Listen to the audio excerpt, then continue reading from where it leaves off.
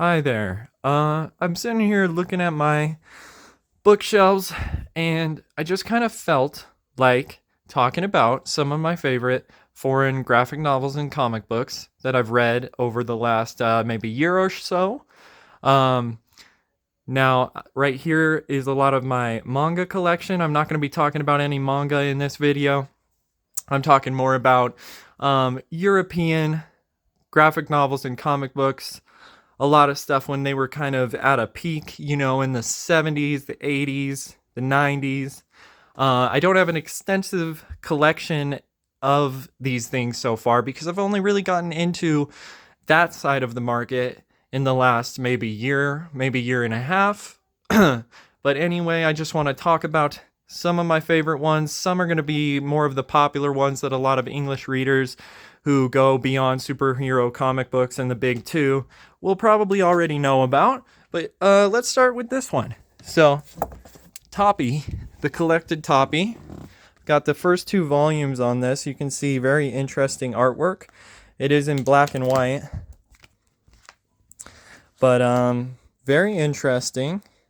A lot of these, they're a bunch of short stories. A lot of them seem to be kind of period pieces with mythology added in whichever period he might be writing his story at.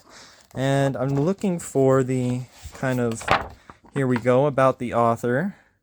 Sergio Topi. He was born in Milan, Italy.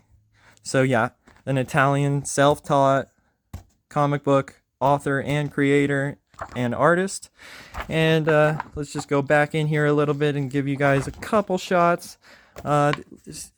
His art style is very unique. He uses very weird shapes and lines to convey a lot of natural imagery. As you can see, this is kind of a mountain thing.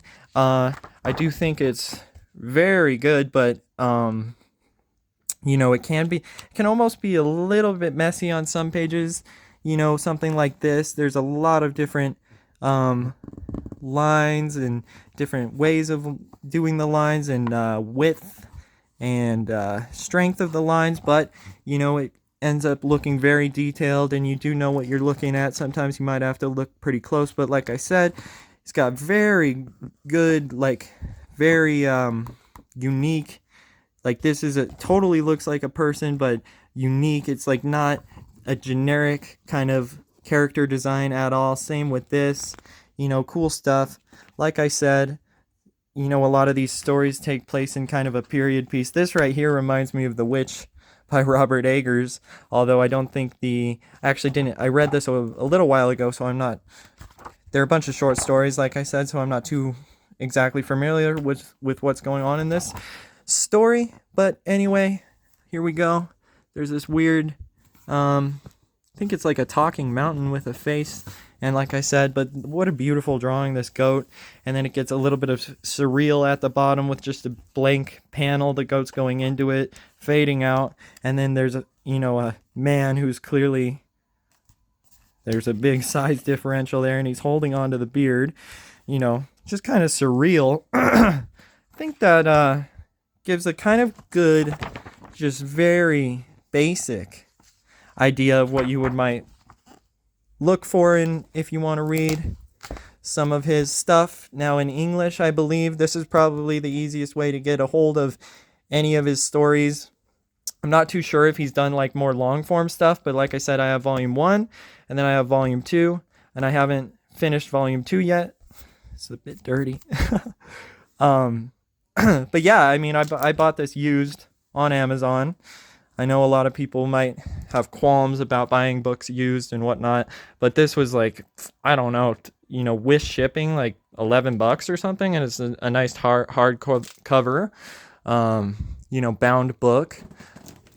It's a little dented since I bought it used, but I honestly don't mind that quite as much as a lot of physical collectors. So the big other part of my collection, like I said, I haven't gotten too deep into all this stuff yet, and obviously I started with some of the greats and some of the most famous ones, which we're looking at here. We've got World of Edina by Mobius. I guess we'll pull this one out. Mobius is a French artist, and he started off more in the Western genre with a book called Blueberry and various other things. Blueberry is something I've wanted to read really bad, but I want it physically. And it's like completely out of print and expensive, like would cost tons of money to get it in a physical edition in English. So I haven't really read any Blueberry yet, but I've seen some of the artwork and it's brilliant. I don't think Mobius is the author of Blueberry, but yeah, that's something I definitely want to get in the future. I'm really hoping that some more Mobius stuff gets printed in English, because there is a large section of his work that was printed like maybe in the 90s and never really got printed since then. And his estate, because Mobius passed away, I believe early 2010s, his estate is in control of really all his work, and they haven't done much new printings in recent years. But anyway, here's World of Edina, one of the things that is relatively in print. It's a brilliant sci-fi story. And the weird thing about this is that it actually started because I believe some car company hired Mobius to do a short issue, and that's this, or maybe it's not this one. Anyway, one of the first issues on here is this one, Upon a Star. I'm not sure which car company it was, but they hired Mobius to do an issue basically as a car ad, and it's really interesting. Like I said, it's super sci-fi heavy. And the other thing I was going to mention is when Mobius was doing things like Blueberry, he was going under his regular name, which is Jean Giraud, and his art style was completely different, a lot more realistic, a lot more cross-hatching and all that stuff. As you can see in these characters' faces, it's very minimal, but then there's still tons of detail. So again, this is like a sci-fi story. It's very interesting. The main characters basically wind up on this Eden-like planet. It's called World of Edina, and it goes from there. And there's a good amount of surrealistic moments in here too. Again, I didn't read this all too recently, but great art, just beautiful, beautiful art. Like I said, it's not maybe necessarily the most heavily detailed, but it also is very detailed, if you know what I mean. Like, we get all this detail in these landscapes, and let's go a little further. And yeah, I don't want to spoil too much. What we're seeing here is a big part of the later part of the story, so we'll leave that at that. Now, I have to get my finger in here to put it back. Shit. Oh my goodness. Okay, so this Inside Mobius Part 1, I'm not going to pull it out. This is later on in Mobius's life, where in these Inside Mobius books, I believe there's 3 parts to the main thing, and I've got the second part, which also I haven't finished reading yet. I did read this first part. It's very interesting. It's like a meditation on Mobius's outlook, where he's at in his life when he was writing it, and he's bringing in characters from pretty much all his different stories into it. It's very meta. It's really interesting, but the thing about that I mentioned earlier is that, he'll bring in characters from the Airtight Garage and things like that, which are really hard to find in English. So I think if I had read all of the work that he references in it, it would, make it a little bit more comprehensive, but it's not like it was hard to follow or anything. But yeah, largely it's just a meditation. Mobius himself is a main character in this volume, and I think all of the Inside Mobius volumes. It's really interesting, but I would say if you're looking to get into Mobius stuff or humanoid stuff, probably Inside Mobius is one of the later things you want to go for, because like I said, it's very meta, very self-referential and all that. So the big publisher French publisher. I think they go under the name Less Humanoids, or however you would pronounce it. And this publisher, they're just humanoids in English. Let's see, what should I take out of it first? What we're seeing here is all obviously Jodorowsky's books. We'll skip Before the Inkle. It's really good, really good. The artist in Before the Inkle is like kind of doing a vague approximation of Mobius, but it's actually really great. Like the art in that is amazing too, even though it's a bit, you know, not copying, but there's a little bit of mimicry to keep the world of the Inkle looking similar. So here's the Inkle. One of Mobius's, or one of Jodorowsky's, probably his biggest, most famous graphic novel. And if you don't know about Jodorowsky, Alejandro Jodorowsky, he started in like this like improv kind of theater and did like 100 plays, and then he started making movies. And he's got some of the most, acclaimed, interesting, out there movies that have ever been released, in the late 60s, the 70s. Like I watched El Topo. That's a fantastic movie. It's kind of a hard-boiled, almost psychedelic Western, mystical elements in all of Jodorowsky's work. He followed that up with The Holy Mountain, which is a masterpiece, an absolute masterpiece. But we're not going to really talk about his filmography too much. But what I was bringing up is that Jodorowsky, if you didn't know, before David Lynch did Dune, Jodorowsky was actually the one who was going to do Dune. And there's the Jodorowsky's Dune documentary, which is a great documentary. He kind of expresses that he didn't even really read the books, but he just got the gist of it and then went with it from there. And he just had his Dune movie. I'm not going to get into everything. Hiring Salvador Dali, he hired H.R. Geiger, which and Dan O'Bannon, which actually led to the creative team on Alien, Ridley Scott's Alien, which is super interesting. There's all sorts of crazy, butterfly effects from Jodorowsky's Dune that never got made. But essentially, actually, he got Mobius and a couple other artists, but mainly Mobius, to do an entire storyboard in the documentary. He shows a book that's like insanely thick, probably several thousand pages, filled with Mobius art and, other arts, like other concept art, like from Chris Foss, I believe his name is, Chris Foss. Spaceship concept art and stuff. And he just had unlimited ideas for this movie, and even says in the documentary it probably would have been like a literal 14-hour movie.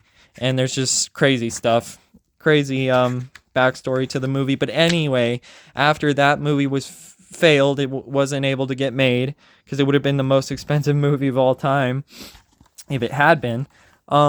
So then he kind of transitioned into, he met Mobius working on Dune. Like I said, he had Mobius do a bunch of concept art. The movie didn't get made, so he just went with Mobius and put a lot of his ideas into some more original graphic novels, like The Inkle. It's completely original, although it uses plenty of ideas from his Dune ideas.